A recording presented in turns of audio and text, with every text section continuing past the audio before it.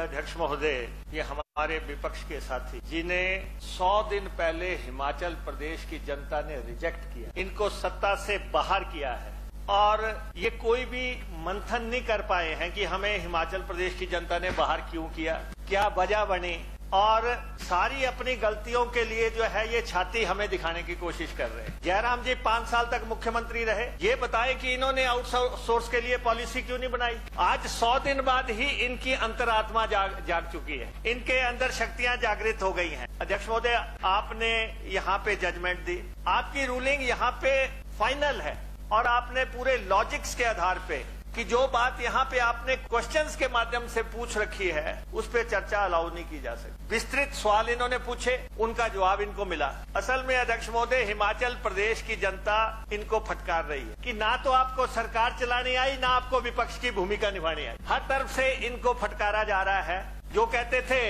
हम रिवाज बदल देंगे, जो कहते थे एक बार जयराम बार बार जयराम, और जो कहते थे हम जो हैं 25 साल के लिए यहाँ पे आ गए हैं, हिमाचल की जनता ने इनको आईना दिखा दिया और उस तरफ पहुंचा दिया। और वहां पहुंचने के 100 दिन के बाद भी ये जो है, ना तो इन्होंने सोचा विचारा कि हिमाचल प्रदेश में हमने ऐसा क्या किया जो कि हमें जनता ने बाहर किया है। और अध्यक्ष महोदय, आउटसोर्स के बारे में ये बात कर रहे हैं, रूल 67 के बारे में इनको याद कब आया, जब असेंबली 15 दिन से चल रही है।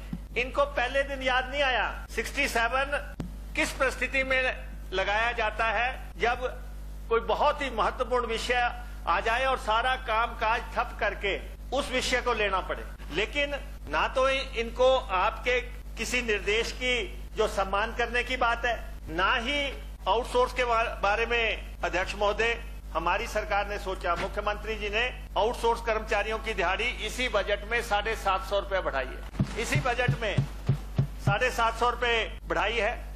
माननीय हर्षवर्धन चौहान जी की अध्यक्षता में कमेटी बनी है रोजगार की, जो कि इन सब विषयों को देख रही है और जल्द ही इनकी रिपोर्ट भी आ जाएगी। आउटसोर्स कर्मचारियों को ऐसा सरकार ने निकालने का कोई निर्देश भी जारी नहीं किया है, लेकिन कहीं कर्मचारियों का कॉन्ट्रैक्ट पूरा हो गया हो, समय अवधि उनकी पूरी हो गई हो, तो उसमें अगर कोई मामला सामने आया है तो वो अलग बात है। अध्यक्ष महोदय, नीतिगत मसला है, सरकार इस बारे में नीतिगत फैसला लेगी और कैबिनेट सब कमेटी की जो सिफारिशें हैं उसका हम इंतजार कर रहे हैं। और एक बात मैं जरूर कह देना चाहता हूँ अध्यक्ष महोदय, जाते जाते इन्होंने कैबिनेट सब कमेटी बनाई, पहले सालों में नहीं बनाई। और जो क्लीन वेज जो एक संस्था बना रखी थी उसको 40 करोड़ रुपया दिया इन्होंने, 40 करोड़ रुपया दिया। और ये मैं इस सदन को आश्वस्त करना चाहता हूँ कि उस संस्था के माध्यम से जो भी गड़बड़ियां हुई हैं उसकी जांच करवाई जाएगी, उसकी जांच करवाई जाएगी कि किस ढंग से आपने किस तरह से गलत तरीके से आपने जो है ये सारा कुछ किया है, किसको पैसे दिए, कितने पैसे दिए, किसका आपने पीएफ काटा, किसका नहीं काटा, कैसे आपने लोग लगाए। बाकी जो है हर जगह आउटसोर्स तरीके से काम कर रहे हैं। एक कंपनी का सवाल है जिसने की तांडव मचा के रखा इस प्रदेश में 5 साल, जिस शिमला क्लीनवेज, जिसने पूरी तरह जो है यहाँ पे एम्प्लॉयमेंट एक्सचेंज की तरह काम करने की कोशिश की, जो जितने भी बेरोजगार जिनको नौकरियां मिलनी थी उनके हक मारे गए।